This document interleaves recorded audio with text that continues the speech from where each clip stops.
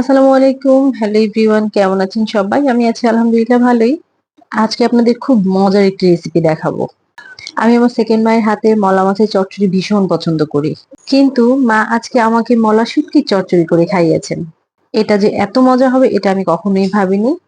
শুরুতেই মা মসলা কষিয়ে নিয়েছেন। তেলের মধ্যে পেঁয়াজ, রসুন, ধনে, জিরে, হলুদ এই সব একসাথে কষিয়ে নিয়েছেন। সুন্দর মতো মসলা কষানো হয়ে গেলে এখানে মলা শুটকিগুলো এড করে দেওয়া হয়েছে। মলা শুটকিগুলো আগে একটু গরম পানি দিয়ে ধুয়ে নেওয়া হয়েছে। শুটকিগুলো খুব ভালো মতো কষানোর পরে এখানে একদম ভাজির মতো কেটে রাখা মূলা এবং আলু এড করে দিয়েছে। এবার মসলা এবং শুটকির সাথে খুব ভালো মতো আলু এবং মূলো কষিয়ে নিচ্ছি। একটু ঢাকনা দিয়ে একটু পানি দিয়ে সুন্দর মতো কষাচ্ছেন। এভাবেই কষাতে কষাতে শুটকি, আলু, মূলো এগুলো প্রায় 70% কুক যখন হয়ে যাবে তখন এখানে কেটে রাখা বেগুন এড করে দেবে। বেগুনের পিসগুলো একদম ভাজির মতো এত চিকন করা হয়নি, তবে চিকন চিকনই করা হয়েছে। এবার ভালো মতো মিক্স করে নিতে হবে। 2-3টে কাঁচামরিচ এড করে দিচ্ছি। বেগুন দেওয়ার পর এখানে কিছুটা ঝোল এড করে দেওয়া হয়েছে। অবশ্যই সেটা গরম পানি হবে আর লবণটা চেখে দেখতে হবে। লবণ কম হয়ে দিয়ে দেবেন।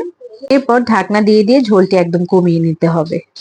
আমার মায়ের হাতের মলা শুটকির চচ্চড়ি কিন্তু একদম রেডি। লাস্ট পর্যায়ে ভাজা জিরে গুঁড়ো এড করে দিয়েছেন মা, আর কিছুটা ধনেপাতা দেয়া হয়েছে। ব্যাস, রান্নাটি কমপ্লিট।